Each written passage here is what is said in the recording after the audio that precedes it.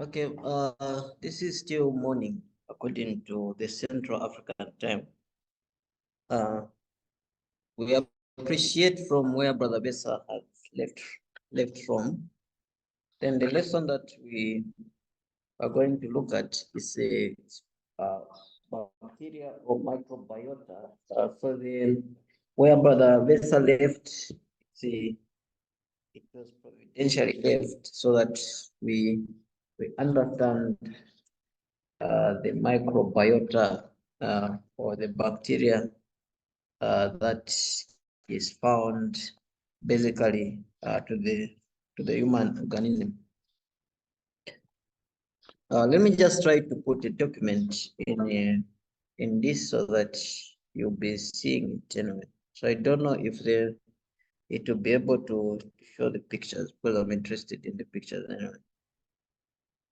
We'll begin. Sorry for the wasted minutes. So we're looking at polymorphism, germ theory, and the GIT. Of course, we're going to discuss more on polymorphism, germ theory, in brackets, the microbiota and the microbiome. So then let us begin with the germ theory.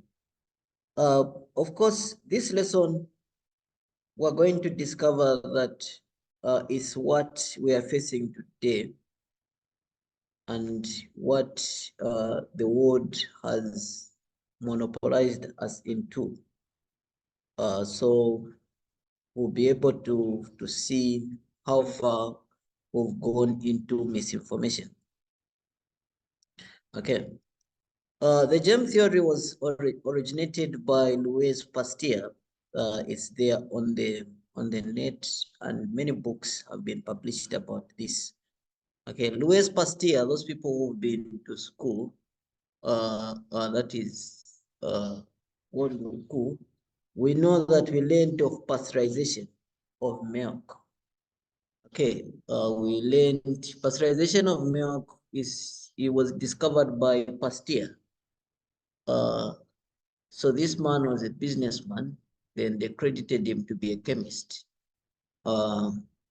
He said that disease is caused by germs or by pathogens. That's what his theory was advocating. And today, the allopathic medicine, we know allopathic or conventional medicine, which was discovered in Egypt, of course, before it was confused by Louis Pasteur calling pathogens or germs. We know what allopathic medicine used to practice. They used to use herbs. Okay, we know when you go into the history of conventional medicine. So this Louis Pasteur, when he brought the idea of saying that disease is caused by germs, then there was a certain man called Bernard who came and brought the issue of what we call vaccination. That is Bernard. So the theories, of course, they began to build upon the germ theory. Today, the allopathic or conventional medicine is founded on the three methods. The three methods, since disease is caused by germ, therefore we need to poison the system. So they poison the system. What they mean to poison the system is to kill what is causing disease, is to kill the germ, is to kill the pathogens. So they have to poison the system. So most of the drugs they are aiming to kill. Then they've put away antibiotics. Ant means killing. Then bio, you're killing the living organisms. The bio, the life. So they kill life or they kill bacteria. So most of people, they buy these antibiotics. Also, hence the use of what you call fluoride and the use of chlorine and many other things which harm and kill bacteria. Okay. Then the other method they use allopathic medicine. They use what we call, when I say allopathic, I mean the hospital that you call. Others they will call it hospital. Okay. Have you been to the hospital? Do you go to the hospital? That's what I mean when I say allopathic. That's their true name. It's allopathic or conventional medicine. The other method they use is basically very simple. This one they call it burning. So since the gem, if they fail to poison the gem, they have to burn it. Okay, that's what they do, is to burn it. And we've seen many cases. For instance, a person who has cervical cancer, they are going to use what the method called radiation. That is burning. They'll burn, they'll try to kill the human papilloma virus because they say that this is what is causing cervical cancer. Okay, then the third method they use is amputation, cutting. Now, basically, we've seen it on people with the what you call sugar in urine, called diabetes. That's what it means. Meaning when a person went to pee and they noticed they tested the urine, then the urine tasted sweet, then they called it diabetes, sugar in urine, meaning there's too much glucose or sugar in blood.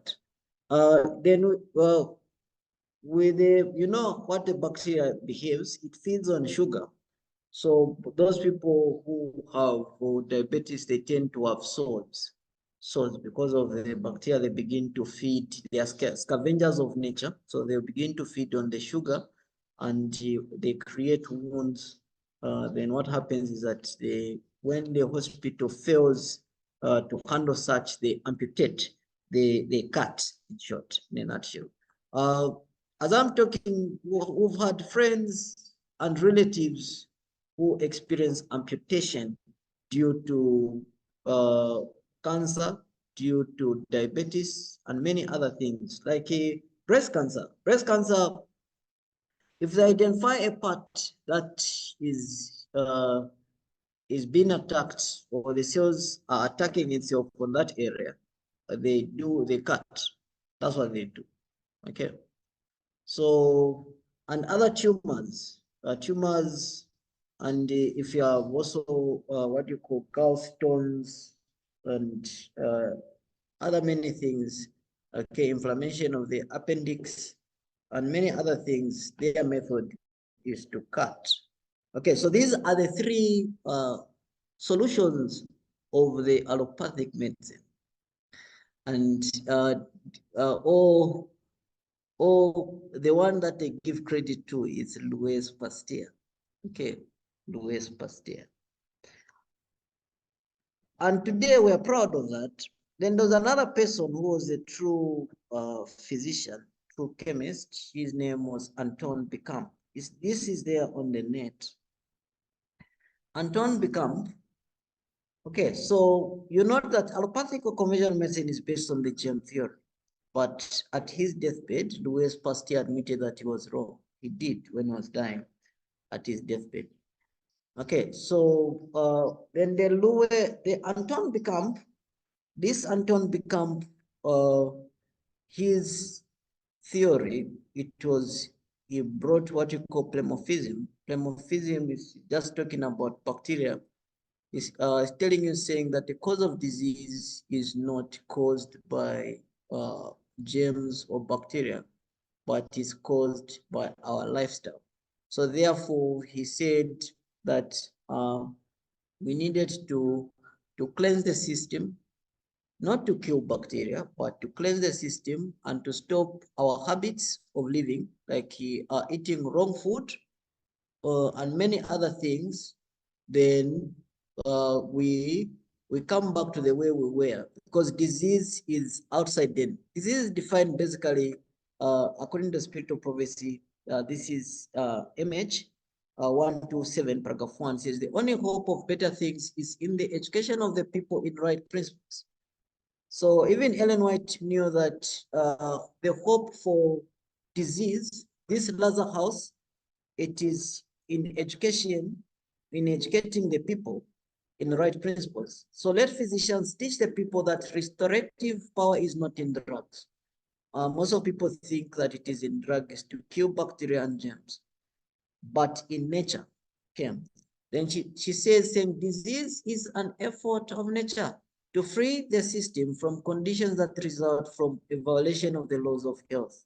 So we know the violation of the laws of health. We disrespect eating right, drinking good water, fresh air, and many other things which we know which are called the laws of health. Then in case of sickness, the cause should be ascertained. Okay, so most of the allopathic medicine, we say that the cause, they call it etiology. They tell you saying the cause is not known. Then they guess it could be a what do you call what do you call hereditary condition? Is it in your family? Like for instance, they'll tell diabetes, the cause they say is not known. Asthma, the cause is not known. Most of the conditions, the cause are not known. The etiology is not known. But cancer tells you saying in case of sickness, the cause should be ascertained. Okay, unhealthful conditions should be changed, wrong habits corrected. The nature is to be assisted. We are not cures. Okay, we are not healers. We simply assist nature. The body knows how to cure itself. You can give an example. For instance, you're walking, you walk yourself, was it Buntura? You walk yourself, the body would know how to take care of that. You know, well, when you walk yourself, then the body, it will take care of itself. 3 days, you see the wound, it will stop and it will be drying, meaning the body knows how to take care of itself. Okay, but today we believe that we have to apply what we call medicine on the body instead of assisting nature. It says you have to assist nature, okay, in her effort to expel impurities and to re-establish right conditions in the system. Okay, so that's what we do. So what we note from this quotation says, hope of better things, which I've already talked about. Hope of better things, I've already talked about all these. Okay. So Bible verses on effort of nature in form of cleansing. We see that Psalms 51 verse 7. Most of people, they tend not to notice this one. David, when he sinned, he wrote in Psalms 51 verse 7, he said, purge me with hyssop and I shall be clean, wash me and I shall be whiter than snow. Most of people, when they read this, I think they try to spiritualize this word page and hyssop. To page meaning is to cleanse. That's the meaning of page. You page someone with the hyssop. Hyssop, it's a herb used for purgative, to make someone cleanse. Okay, then he'll say he is whiter than snow. This is also repeated in 2 Corinthians chapter 7 verse 1, when Paul wrote in Corinthians saying, having therefore these promises, dearly beloved, let us cleanse ourselves from all filthiness of the flesh and spirit. Okay, so most of people, when they tend to read this verse, they see that the cleansing is dual. You don't have to cleanse only your physical parts. You have to cleanse also your what? Your spirit.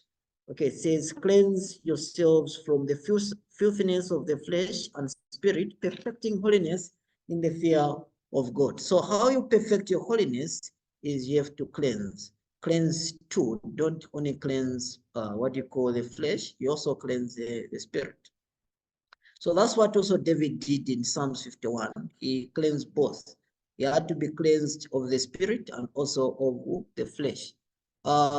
Alonso wrote in a place of the Bible in education, he defines what this verse was saying. It says, what is filthiness of the flesh? It says, it is tobacco using, opium eating, opium use, eating, tea, using tea, coffee, beer, and whiskey, drinking whiskey, eating unclean and unwholesome food. Okay, so that's what you cleanse. You cleanse your system from all these. You stop eating unwholesome food. You stop eating tea, coffee. Ellen White spoke very much on tea and coffee, saying if you use that, you're preparing your children to begin to use tobacco. Beer also, and other things, whiskey. Then unclean habits of living. So we know unclean habits of living. Then it says, from all such things, the Christian cleanses himself. But when that is done, what is he achieved? Only half of the man is reached. He must also cleanse himself from all filthiness of the spirit. Okay, so it defines what filthiness of the spirit is. It says, from all uncleanness of thought and word. The man must do both to attain to true holiness. That is healness or health or salvation. Actually, when you read in the Bible, you discover that salvation and health are synonymous, are one and the same thing. Okay, in the Bible, if you want to receive salvation, you have to be health, and to be health is to cleanse two things, is to cleanse yourselves from all filthiness of the spirit and flesh. Okay, I hope you've gotten thus far. Thus far spoken is that the originator. Maybe just one moment, because we are using the screen to share. In case you have a question, comment, please feel free to unmute yourself and speak, because we will not see. If you raise your hand, we will not be able to see it. Or if you do, so the best you can do is just unmute yourself, and we will recognize you. You ask your question, or anything you want to be clarified on. Thank you so much. Continue, Brother Keagan. Okay. So I hope we are getting, that's first spoken. If we will identify saying the originator of the germ theory is Louis Pasteur, saying that disease is caused by germs.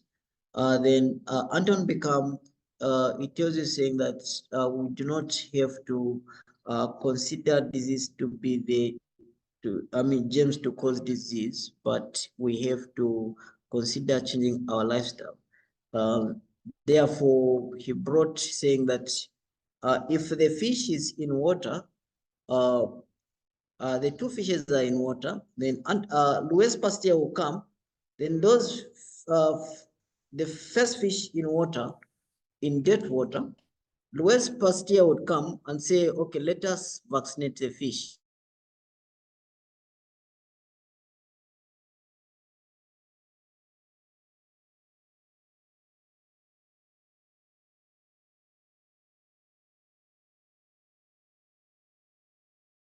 Of the fish. Another example given is that when you eat, then you leave dirty, like you're from eating. Keagan, yes, brother. Only if you can repeat what you had said in a minute ago. It seemed you had been muted. I don't know if it was your network that side. I don't know now where. Okay. But I'm doing the what do you call? I'm making the points of what I've spoken before. I'm saying that the Anton Beckamp and Louis Pasteur's, in a nutshell, they brought in an illustration of the fish. Okay. Then the fish, he brought in, he tells you saying that the fish is in water, then that water, the water is dead, okay, and the fish is of course sick. So the Anton Beckham would say that we have to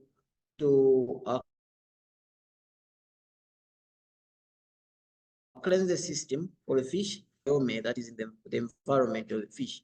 Then the approach of Louis Pasteur would say we have to vaccinate the fish. Vaccinate the fish. Okay. Then despite the environment. That's what also the allopathic medicine does. Despite the lifestyle of a person, they will not make the habits to be corrected. They'll just give you drugs. Then they give you, they load you a lot of vaccines. That's what they do. Okay, that is the Louis Pasteur's way. The other example I wanted to give is, for instance, you are from eating, then you leave the dirt, okay, on that environment, on the table. Then you don't clean it. You see what happens on the table. You discover that that area, it will attract the microbes. I mean, the microbes, of course, are going to come on that area. We know the worms, maggots are going to come on that area, and different type of microbes are going to be attracted on that area. Then a person, a shallow-minded person, would think that what caused the what caused the dirt there is the microbes, because the area will be smelling. Okay, but the issue is that what caused the smelling there, it was what? It was the dirt left on the area. So the microbes that would come there, like the flies, maggots, and many other things, or their purpose is to scavenge, to cleanse the area. Okay, that's what Anton Becamp was telling you. So in case of in the body, we see that there are a lot of body parts. Sometimes we see when we don't cleanse the system, the body begin to experience, for instance, in case of sugar, then you have the wound, the bacteria feeds on the sugar. Instead of removing, because the normal way, the sugar levels, they don't have to increase more in blood, and when the sugar levels increases in blood, instead of absorbed in the muscle cells, the gut is going to cause the sugar levels in your system. That is what is going to cause also the wounds. The same example given in the guts. Okay, when you don't cleanse your system, the body becomes a septic tank. You don't go to the loo as you should, then you have constipation. The body becomes a septic tank. The nature is going to use what you call the effort of nature. Sometimes it will use the viruses that we call the flu, so that you remove the dirty through mucus. Sometimes it will use diarrhea. Okay. Then after that, if you use antibiotics, you stop the diarrhea and stuff. But the body is trying to tell you, to remind you. That's the reason Ellen White, she told you, she was intelligent enough. God told her, was inspired of God, saying that disease is an effort of nature. Okay, so it will help you. The bacteria helps you to cleanse your system, to remove what was wrong in your body, in the natural microbiome. The body is going to help you. So basically, the reason to why all this happened is a reminder that something went wrong, like an alarm. Then we have to help assist nature. That's what we have to do, always to do that. Okay, that's what I was discussing on top, if you didn't get, basically.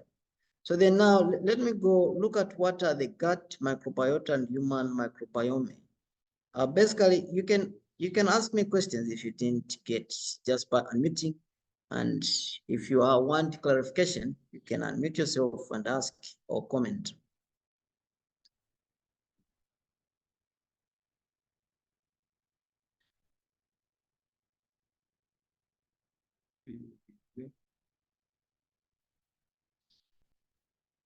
Participants are 3. Oh, means okay. Maybe I wanted to see if we are able to. Okay. Okay, they are following. Thank you. So we've lost in just was 2.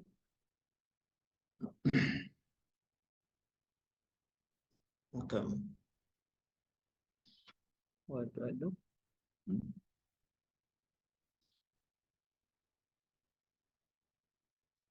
I still able to see my screen.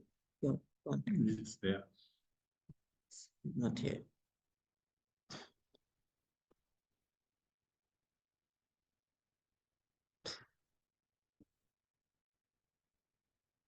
You can just enlarge this one. Brother Besa? Yes, Brother Keagan. Yes, you're able to see the screen. Yes, I'm able to see everything. Okay. According to your screen, what is showing? Okay. What are the gut microbiota and human microbiome? And the last line is, what is the human microbiome? That is the last one.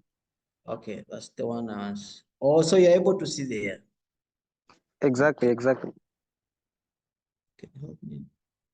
Is it this one? Okay.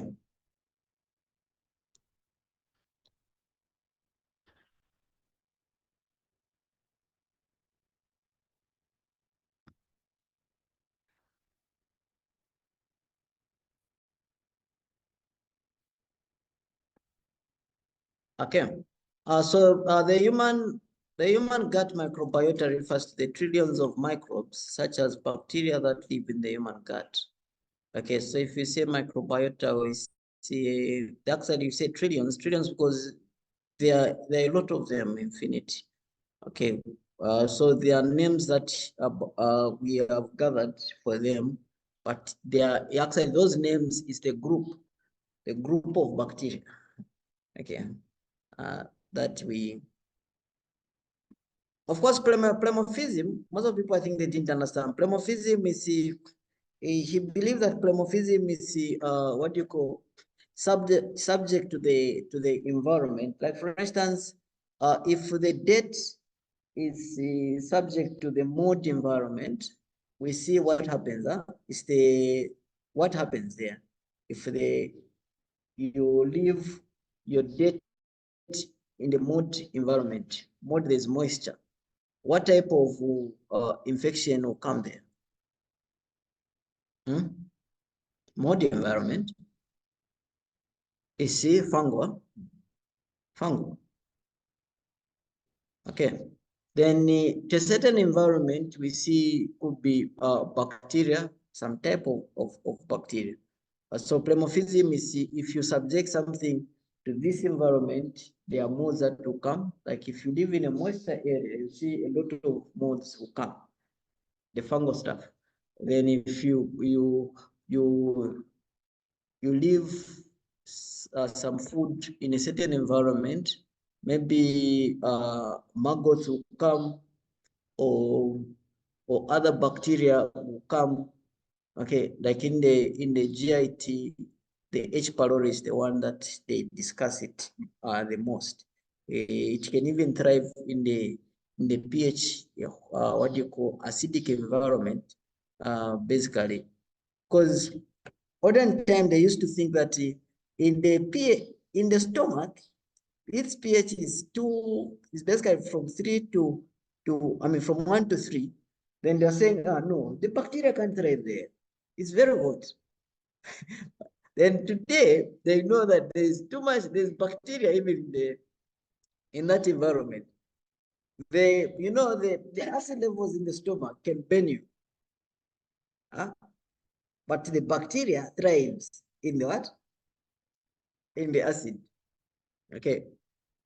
So basically that is the plemophysium. So you do research on plemophysium. It's the change, okay, according to its environment. But bacteria can change to become virus. Virus, it can change to become what do you call germ. It can change, okay, and it can change to become fungal or fungus.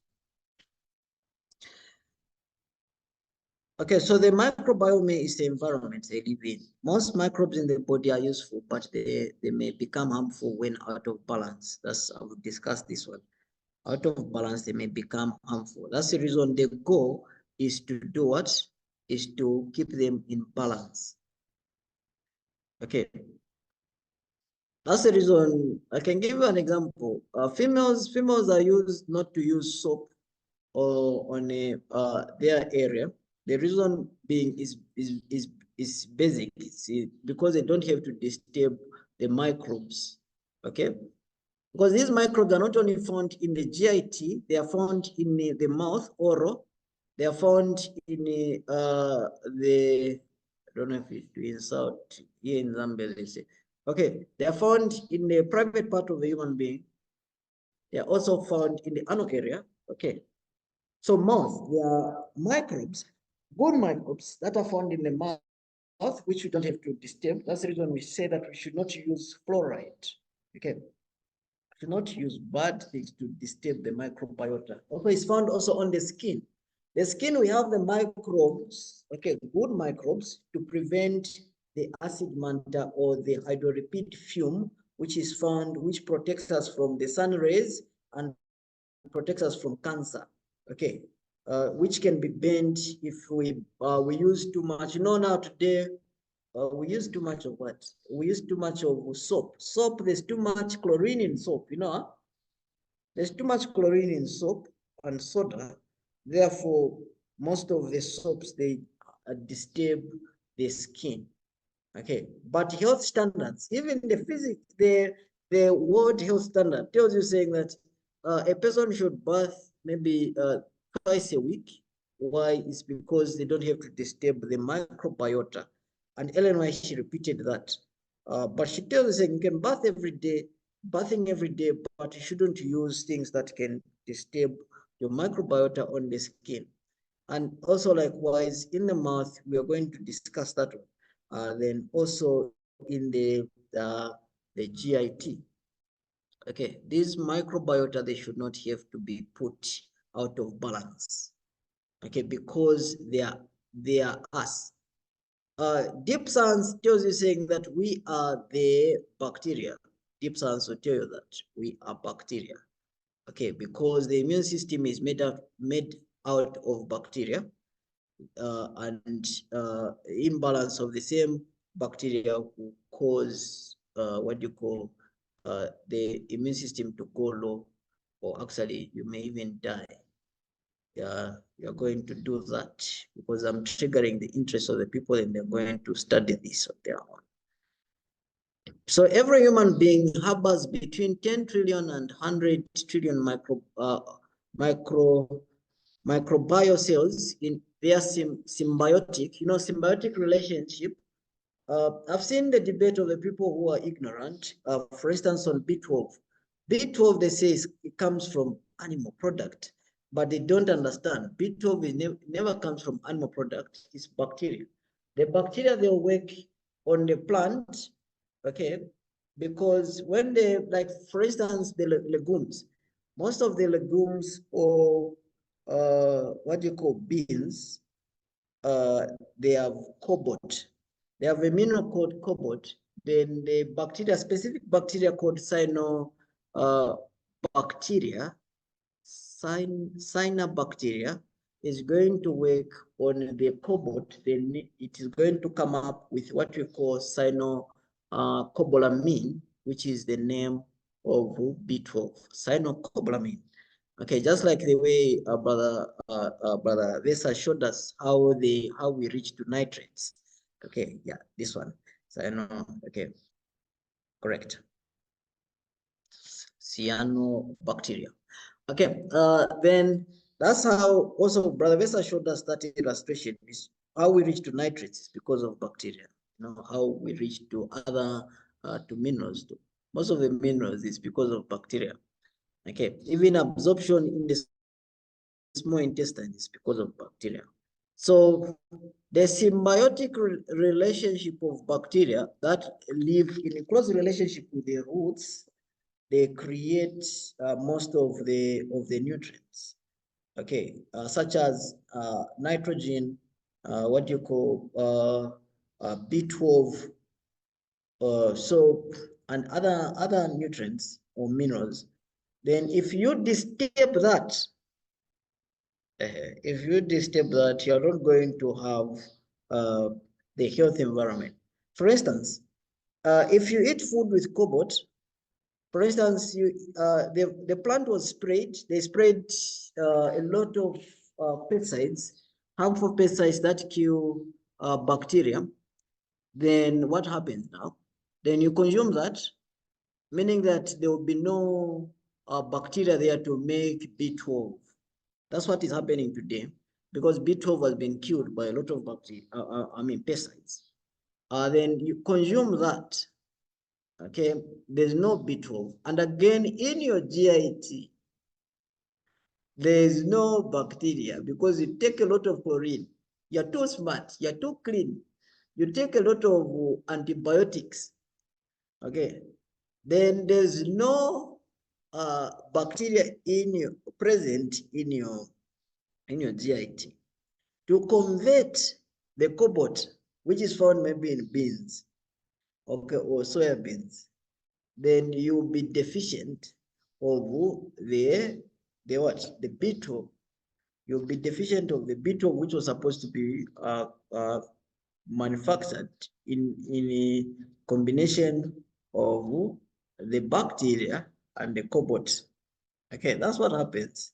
So that's the reason most of us now today, we are suffering from what we call deficiencies. You know, there's a difference between disease and deficiencies. Most of the diseases we call diseases today are out of deficiencies. Okay, like you lack some nutrient, then a person will, like for instance, let me give you an example. When you lack vitamin C, they will call you saying you have a disease called scurvy.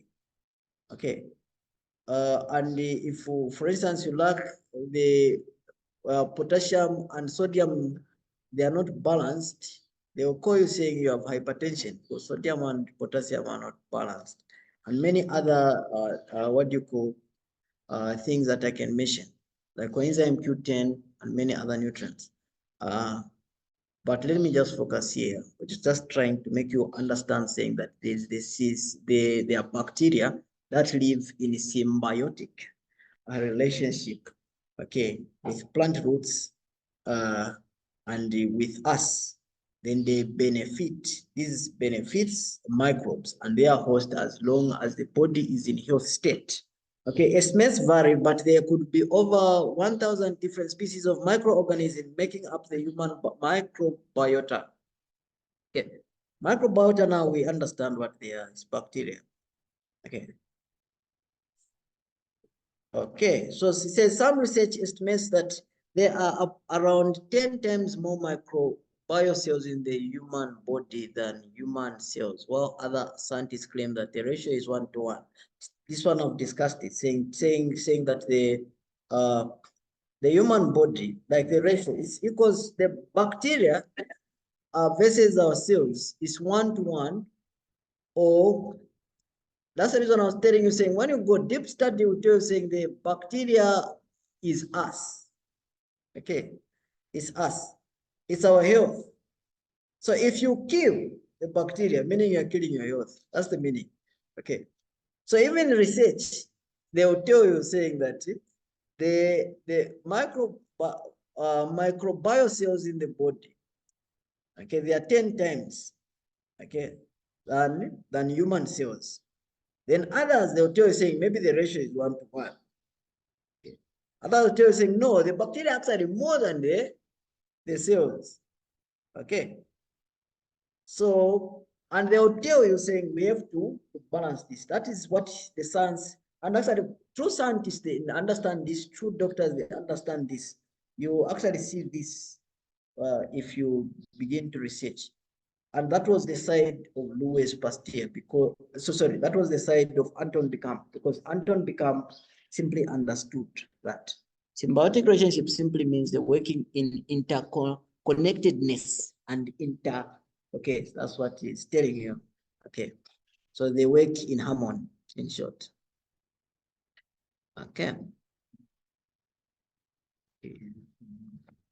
Okay. Of microorganisms for a common purpose. Okay, that is common goal. Okay. So we see that this lesson is actually connected. Huh? It is connected.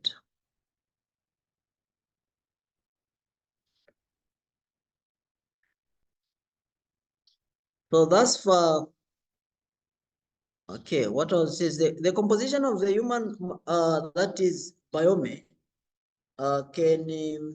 can greatly vary between people. Okay, they vary according to places.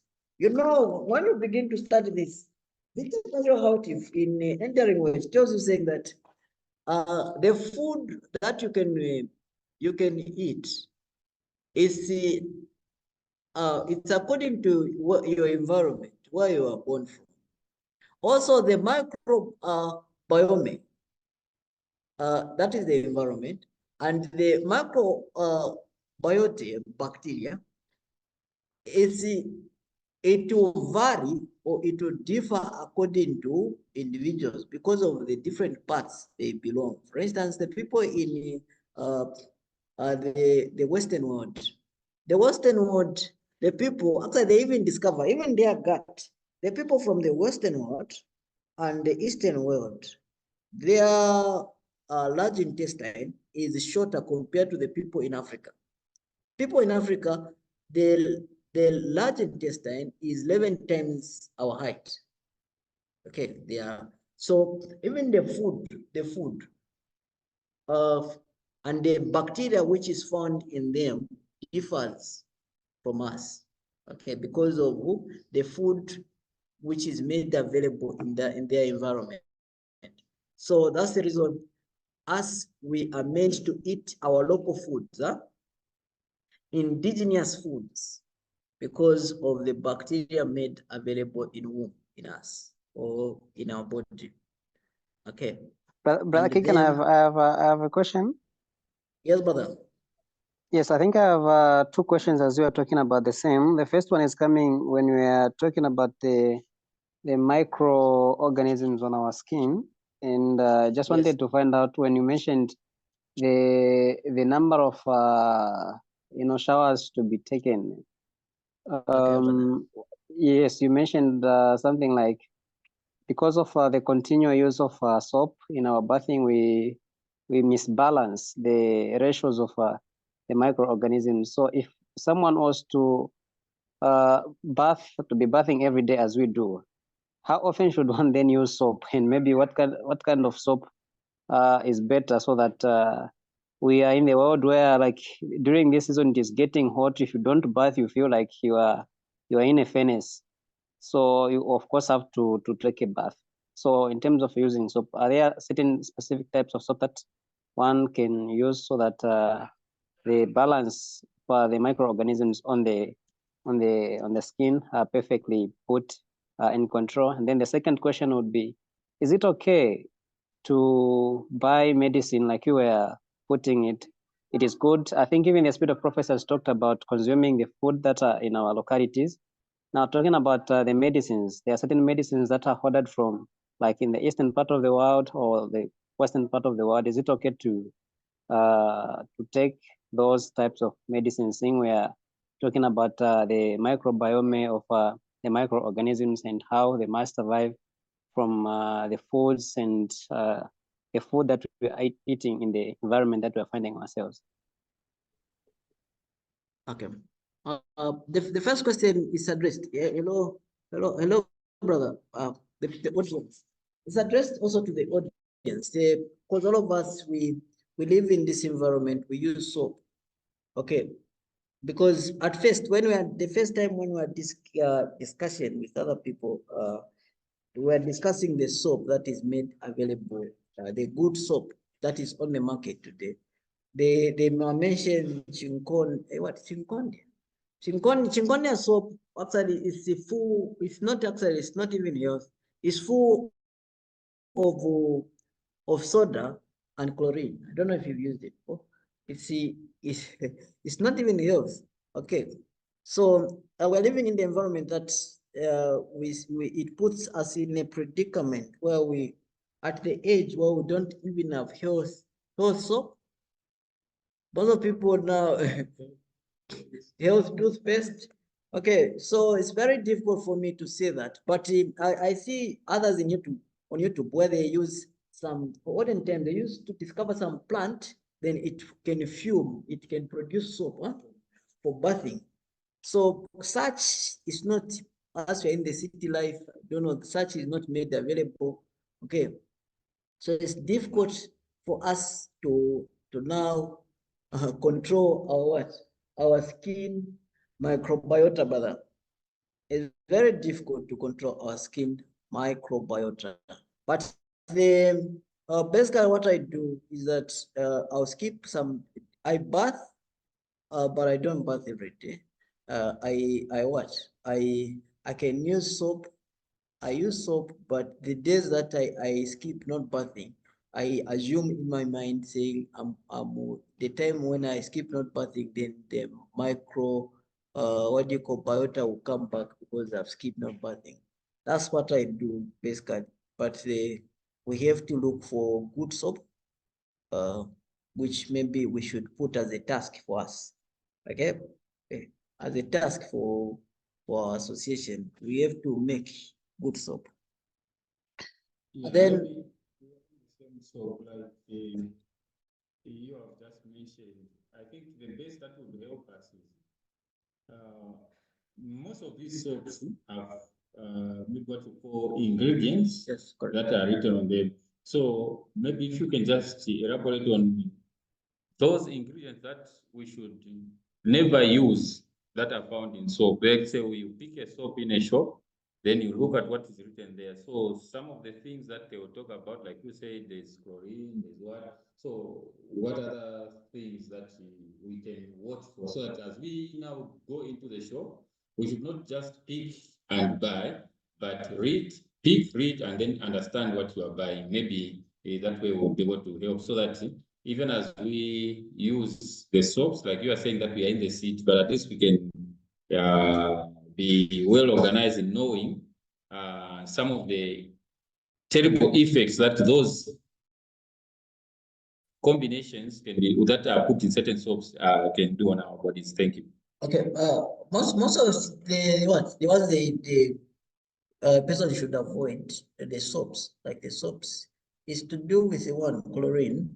The other one is I mentioned of chlorine, the soda and the alcohol. Okay, because these are the major things they use to kill. Okay, to kill the what? To kill the bacteria and other ingredients, because the same method they use to make pesticides, the same method they use to do what? To make the soap so that they like for instance I can tell you Johnson baby soap. Johnson baby soap, they're using what? They're using silica, silica. And most of people, they reported Johnson baby soap saying it was causing vaginal cancer and breast cancer because, females, they have the powder and the soap, okay, on their area. So they reported it. Then the Johnson baby soap, they came with an apology saying, okay, they're going to change, they're going to use corn starch.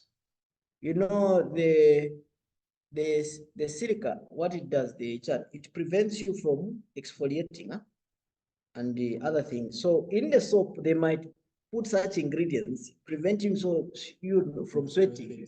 Yes, okay. So we have to be cautious because the Johnson, they were actually hiding what they were putting. They were actually hiding.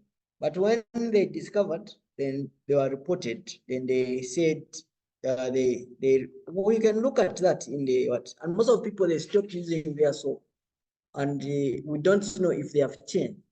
So can that still go with their baby powder, right? Because it's the baby powder. Yes, because I've seen that many people they would rather use the powder on their face so that they stop from sweating or to be seen. So it's like now we are going into extremes in trying to prevent those things that are good for our own health, right? Yes, Yeah.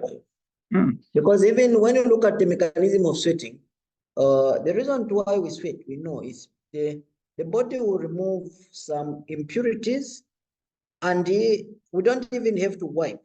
Don't have to wipe the sweat when we sweat. Yeah, many people look at me to say I'm crazy when I'm saying, no, leave the sweater. They bring the handkerchief or say, no, let it run. Yes, So many people laugh at me. I was like, but that is the best way that things will be able to flow. Yes, because when you cool, there's a cooling in what, then the body takes back the good bacteria and the normal salt. That salt it takes back, then the bad it leaves. Okay, then it dries. That's what it does. Okay, but we've done bad anyway. I don't know where we're going. It's too bad. They were destroying the world. The world is getting destroyed. The other question, I don't know if I've answered the question, but I can't answer that question though. I can't really know what they really put in because there are many things. I can mention the few, but yet they put in hidden ones that are very harmful to our skin and our body, our system. Because Ellen White, she calls the skin as the little mouth. The million mouths. We don't only eat through the mouth, we eat through the skin. There are medicines that a person can be taking through the skin. There are creams. Okay. Even some of the what you call family planning, the others they use the skin. Okay. Okay. Another one is imported medicine. The second question is imported medicine. Imported medicine is never good. For instance, the Ayurvedic medicine, the Indian medicine, they have brought in medicine that is not grown in Zambia, and they never work. Okay. For instance, in my practitioner of the medical missionary, I rarely or less, I don't use much of the what you call exotic medicine. I use much of local medicine because local medicine work. Okay, it never disappoints. Local medicine work. Okay. For instance, I've seen people in many books. They have brought us many books of health. We read slippery helm. What do you call? We read of even the comfrey. Comfrey is not very easy. It's an exotic herb. There are many herbs that are not local. Most of them are not local. The local herbs, like the stinging nettle. Stinging nettle is not local in Zambia, but South Africa, yes, they have. It's like a weed. As the placement of stinging nettle is beggar stick. Beggar stick, or what you call it what? Blackjack. Okay, that is beggar stick. So there are herbs which are local and they work best for us. Then those herbs that are not local, they never work best for us. They never do that. Okay. So our duty is to go to the people who understand plants, our local people. They understand plants and they know what was working for our coughs. They knew what was working for the diseases. Okay. They knew, not what now the ones they've brought. They are the ones who have written books and we buy them, then we read the herbs that are found. Most of the herbs that you find, about 80 to 90% of the herbs, maybe you don't even know them. And you are compelled to import the seeds so that you begin to grow them. Yes, to grow them locally. Okay, but they never help, or they rarely help us. Okay, that's the reason also most of the drugs, they never work. They are not working because they haven't understood this mechanism or this important information. Any more questions, brother? No, I don't know from others. Hello? I don't know from others. Mine, I think I'm satisfied. Thank you so much. Okay, brother. Yeah, this is something important that I'm learning today. In the sense that many a time when we are sent to the clinics, the medicine there is not medicine at all, but it is just something that comes to kill the bacteria in us. And even when you look at, sad to say this, at I don't know whether it's 1 month, 2 months, our children are taken for vaccination. So it means therefore that the destruction of the good bacteria, like you normally put it starts that early. And so we continue with it. And when we are sick again, you find that we are given antibiotics, which we are seeing that actually the killing of bacteria continues. And so now looking at what Anton the campus brought is something very important, that let us clean the environment and we'll be disease free. But the other man is more like saying, let us live in the contaminated world, but kill the bacteria. So, which means therefore that the things that we call healthy facilities, they are not actually healthy facilities, but health destroying facilities, or in some way, yeah. And then the things that we should be eating and doing are the very things that should be called the healthy facilities. So the healthy facilities must begin in our homes, not those that we are even building at a cost that is so exorbitant. At the end of the day, they have become maybe like death traps. And I was also concerned because I've seen a lot of friends, Keagan, that have been amputated because of diabetes. And many, when I ask them to say, but why did they amputate? There are reasons, especially for those with sugar, and also those with maybe who have gone for chemotherapy, and eventually they have their breast or other parts of the body removed or cut just to stop the spread of the cancer. When you ask them, they were saying that no, it was removed to stop the spreading, okay, of the disease. Then I go further to ask them, say, but did they tell you the cause? Because look, if you were born normally, you were growing without maybe being diabetic, so to say. Then suddenly you discover there's an increase of sugar in your urine, and then they say that you are diabetic. The best was maybe we interrogate like the other system that we are now learning, which is so proper. We should have now looked at say, okay, how did these levels increase? You see, now instead of helping us that way, they go ahead and amputate you, but leave you to continue with a lifestyle. So meaning you may lose your leg, your hand, your whatever, so that they stop the spreading. But what is causing the spreading? You are still feasting on it or continuing in the same old system. So it's like, yeah, I like the example you gave of if somebody goes to the river, finds a fish in a dirty water, they say, oh, let us vaccinate the fish and leave it in dirty water. The other one says, okay, let us clean the water and then the fish will live well. So it's like now us, this big farmer, what he's doing is making huge amounts of money on our ignorance and pretending to make us wise. And then I wonder why we even have doctors trained, but they don't understand what they are doing.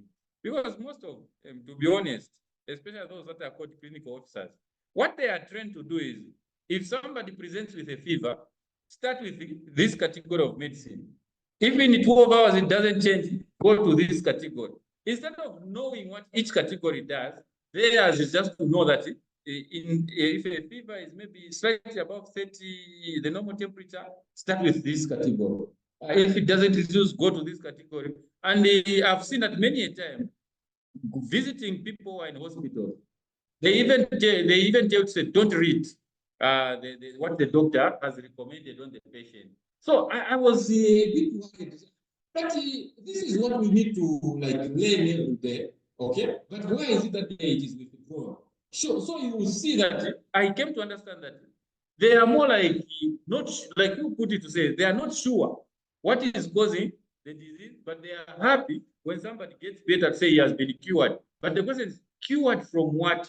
Cured from what you did not understand. Then how is it that we are happy that we are taking our bodies before people who don't know or are not sure of what we are suffering from and are trying their luck, and whatever works, they will be able to say that, okay, he was cured. But the question is cured from what? Anyway, we are learning. Thank you so very much. Okay, so we appreciate for the comments. Many more comments are appreciate what are allowed, you know. So the chat, okay. This is a message. I think it takes Keagan just said exactly. So, so beneficial function of gut microbiota. So we're remaining is what of the people in the audience? Are we following? Monalula. Are we following? Okay.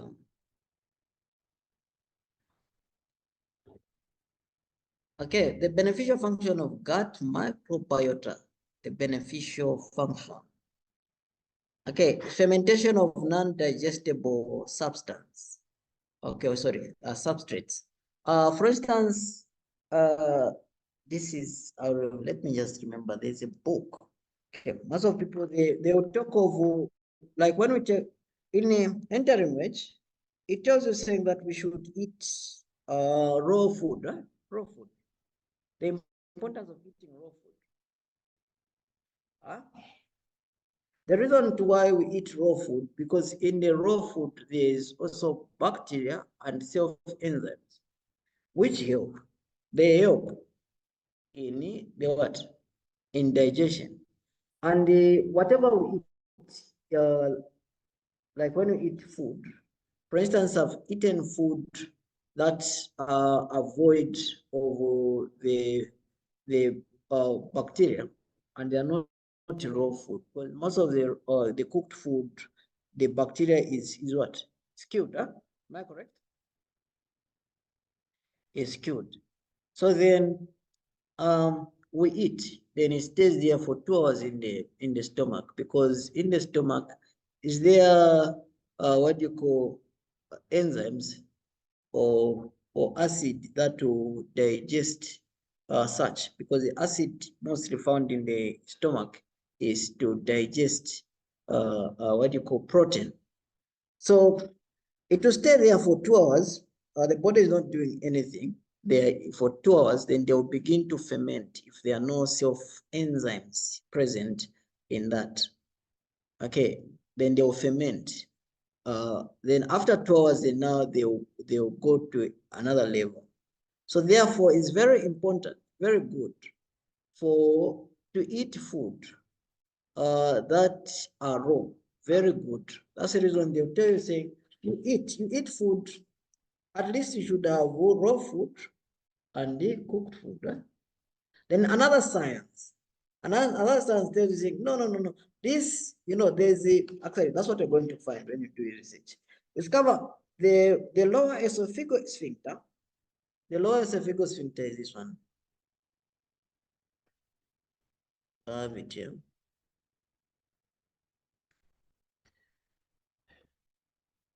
Okay, think this one. Okay, this one. The lower esophageal sphincter. Okay. This one is a lower esophageal sphincter. You can put it over there. Yeah, this one. Others, they'll tell saying that the food that we eat raw, because others, like for instance, onion, they will tell you is going to injure and disturb the what? The gate. There's a gate. When you eat the esophagus, there's a gate. You're going to find a door there. It's called the lower esophageal sphincter. Then when you eat food that are raw, others are going to either affect the what? The door.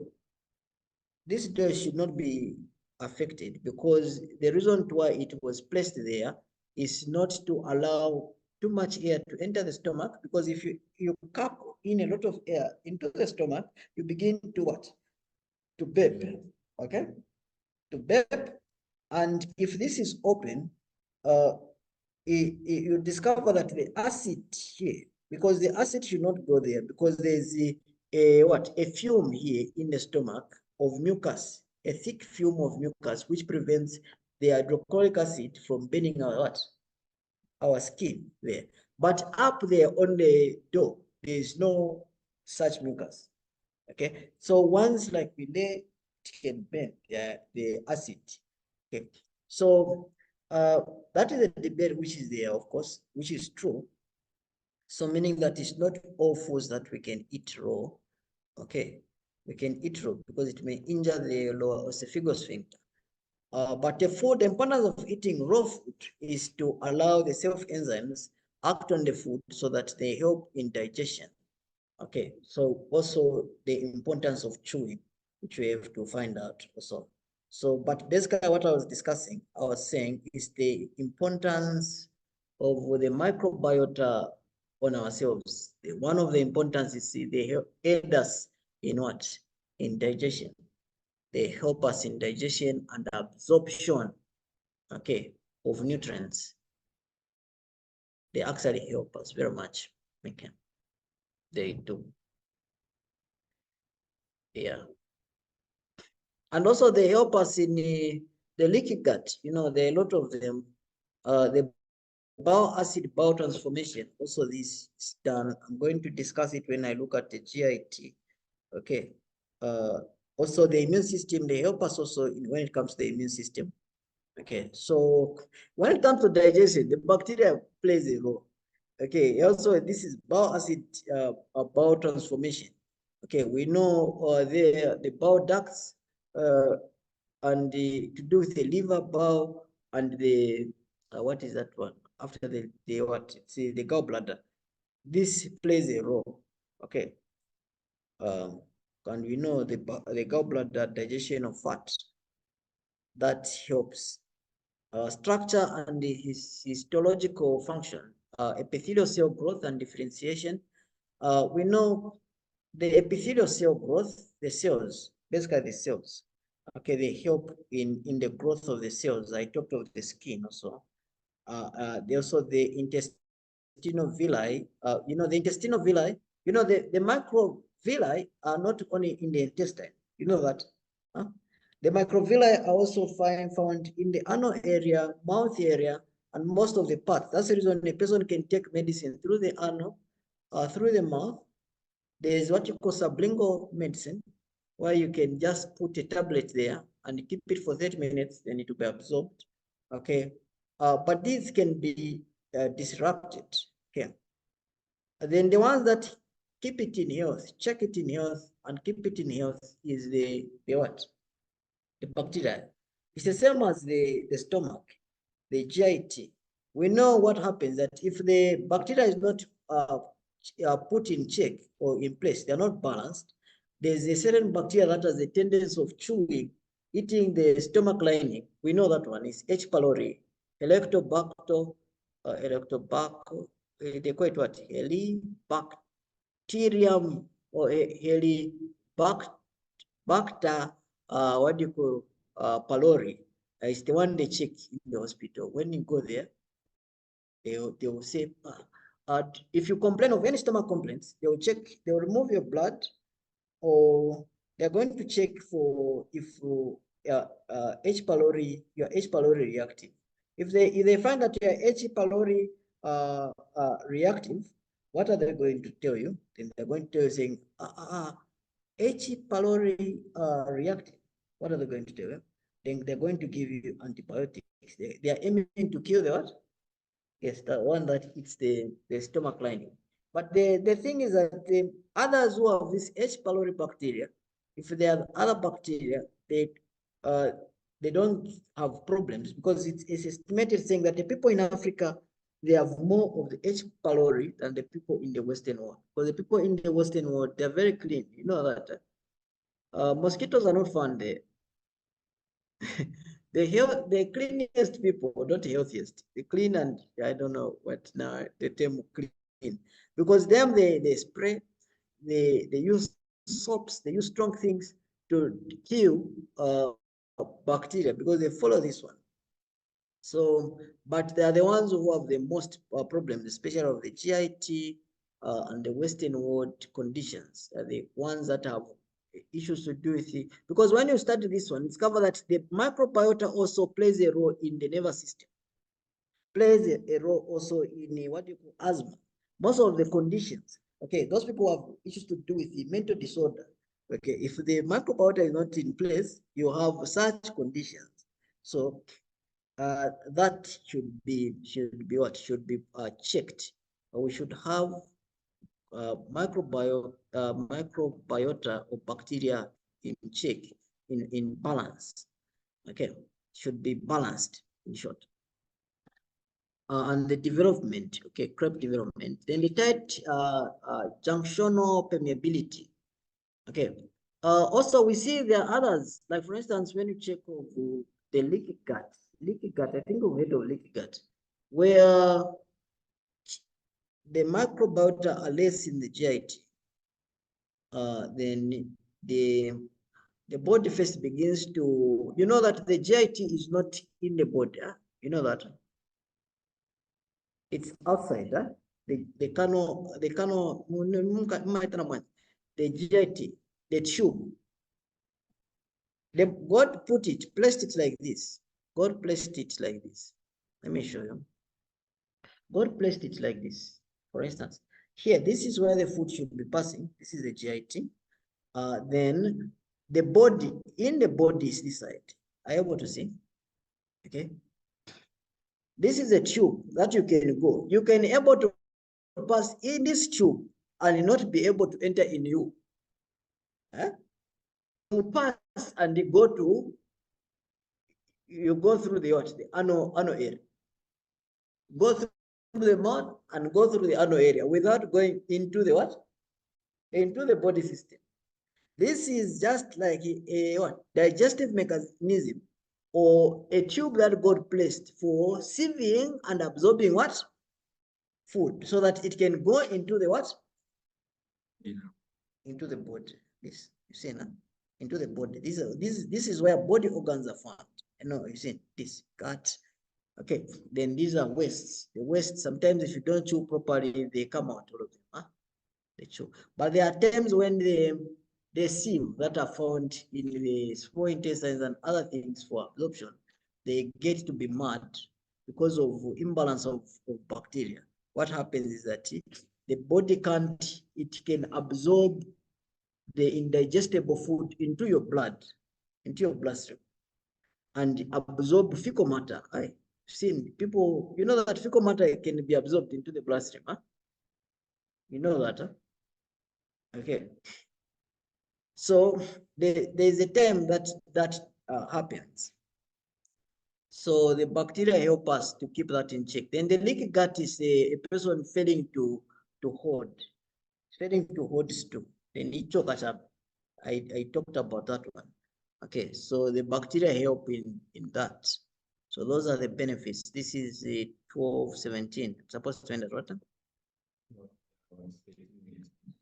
Okay, so the 13 minutes more we can before, where was it? Before I discuss the cleanness. Okay, so before I end here, this is where was I? Okay. So there's this one. So this is the one that I'm going to begin, the microbiota group. Okay, this is the gut. So they are those ones that are the tight junction. Yes, the one I'm talking on the leaky gut.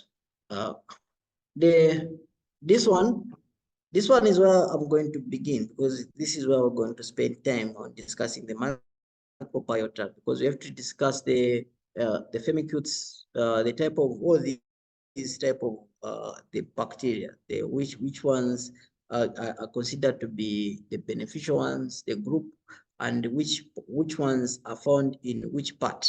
Let me show you, like this one, where we see the composition of microbiota or bacteria, which are found in the mouth, respiratory area, skin area, the GIT, see na? Okay. What role they play, see these ones. So we see also other parts of the body. So this is what we're going to discuss the next time probably we meet. Then we're going to advance, of course, after that. Brother Keagan, I have a question. Yes, brother. Oh yeah, thanks. You talked about the microorganisms that do survive under the pH between 2 2 to 3, or the acidic one, and the other ones that do not take much time to be killed. Like when you cook the food that was supposed to be taken raw, they are killed. And so the balance that was supposed to be created by one eating raw food, thereby consuming the useful bacteria that must have been present on a certain type of food, which was supposed to be consumed raw, and now it is boiled or it is cooked. The ratio of the organisms that was supposed to be created between those that do not take, or those that do not survive at a higher temperature, and those are the ones that do survive, like at that level of the pH in the GIT, when there is that kind of an imbalance. Because normally the kind of food that we are eating, they are not always raw. If it is vegetables, they are cooked in a certain way and all that stuff. So what would be some of the complications that may be linked if the microorganisms that do survive under that pH between 2 to 3, the acidic one, they do accumulate beyond the balance that they should be in? Well, what asking? Say the complications of the micro that are found in the GIT versus the food intake. That's what you're saying. The imbalance of the microorganisms of those that are taken raw in raw food, and those that do survive under the pH of the acidic one. Yeah, initially was saying, let's say you are supposed to eat raw food, which is able to help you in the gut. Then you instead cook it. And so you reduce the balance in terms of the bacteria in your gut. So you're saying something like, yeah, am I right? If I got you correct on that one? Yeah, yes, you are correct. Yes, so that is what you are. No, there's for instance, the point of the raw food comes in the GIT. There should be, sorry, in the stomach there should be bacteria. Okay, but the enzyme or the bacteria that aid in digestion for instance, the food that are found in raw food. When you ingest, you put it in the stomach. The stomach do not have such bacteria that can digest raw food. Okay, raw food such as, not protein food, I'm talking of food such as apples, such as what are vegetables, because in vegetables, of course, we might have protein in there, or hydrochloric acid to aid such digestion. But in the food that we eat, there are enzymes that are present there, and bacteria present that can digest the same food. Okay, so it's called self-digestive enzymes. Okay, which can digest the actual food that you've ingested, put in the water. So, for instance, if you've cooked, it means that that food will not be will not be digested. Okay, it will not. Apples are easily digested. Most of the foods that we eat raw, they're easily digested because they are self-digestive food. If never tempered. So I don't know if I got your question correct. Now, imagine now you keep on eating food that is never cooked. I'm sorry, you keep on eating food that is cooked every time, meaning you have less nutrients. You have less nutrients. I can give you the examples of when you do nutrition. Nutrition, there's a water-soluble nutrients. You know those ones, water-soluble nutrients, huh? Yes, sir. Yes, the water-soluble ones, it's like there's a B vitamins and vitamin C, E, and what? B, C, and all the B vitamins, all of them, meaning they are denatured when it comes to what? Cooking. Okay, so the food can have B12, a bacteria present, and the B12 there. Then you cook it, you kill it. Huh? Then it can have vitamin C, because vitamin C is a water soluble what? Vitamin. You denature. Okay, so you denature nutrients by killing. Examples of these nutrients are what I've said. C is what? It's vitamin, all vitamin B's, or vitamin what? C's and E. Okay. So basically that affects our health, basically. I don't know if I've answered your question, if at all I got your question correct. Yeah, so then it means that there are chances of one having indigestion, and also chances of having malabsorption of nutrients. Yes, because correct.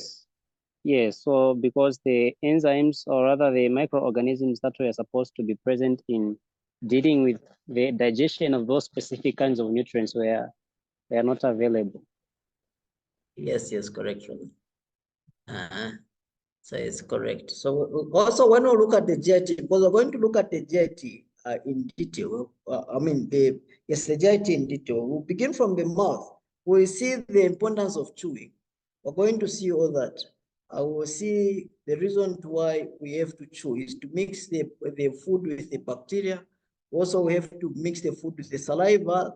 Of course, most of the saliva is alkaline, so that the food becomes alkaline. It helps us in what you've called absorption, okay, of food. I'm going to look at all that. Okay, thank you so much. I think you can now be summarizing, Brother Keagan. So be right. Okay. So me, I'm not good at summary. Anyway, so taking the points to take home is that the Plemophysium and germ theory. Germ theory was originated by Louis Pasteur, pasteurization of milk. This told us saying that the disease is caused by germs. Louis Anton became told us saying no, disease is not caused by germs, but we have to what? To cleanse the system. Okay. So that's what we are discussing. And also we discussed the microbiota, that they are beneficial to the human system if they are put in what? In balance. So they should never be put out of balance. They should be put in balance, and they are never bad. So we've grown up in the environment where we accuse the bacteria, saying they are the ones harming us. They are bad. They are killing us. Okay, that's the environment we've grown up into. Actually, by so doing, we are killing ourselves and killing the environment. Okay, also it's what has killed agriculture, it has killed us, killed everything, even this Mother Earth.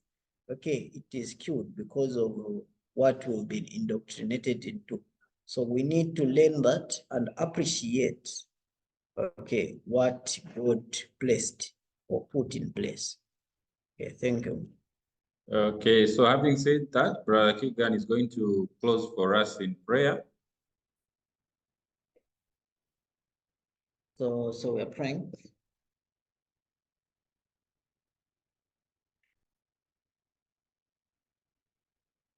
Our Father, which art in heaven, we thank you, O Master Redeemer, for you still sustaining us with life. The life, oh Lord, that needs to be appreciated, because you told us saying we should study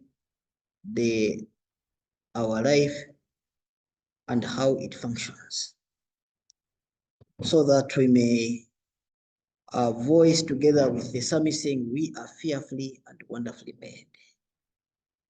If we do not do so, we will not be able to voice our voice together with the psalmist that we are fearfully and wonderfully made. We'll be insulting and injuring our human machinery and this environment, and die with a big thank you.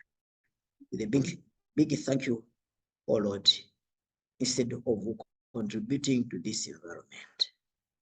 May you put in us knowledge that is of life-saving, because this is life-saving, this is salvation, Lord.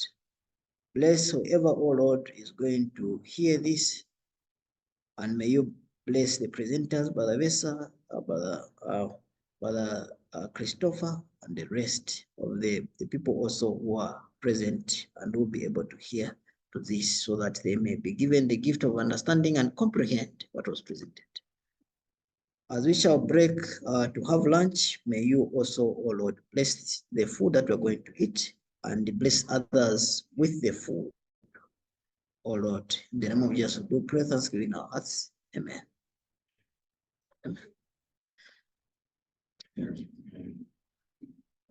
Amen. Okay, thank you so much. So we are going to meet at about 14:30 hours, just to allow us to charge the gadgets so that we can be able to communicate. God bless you all. We meet at 14:30 for the afternoon session. Bye-bye. Thank you.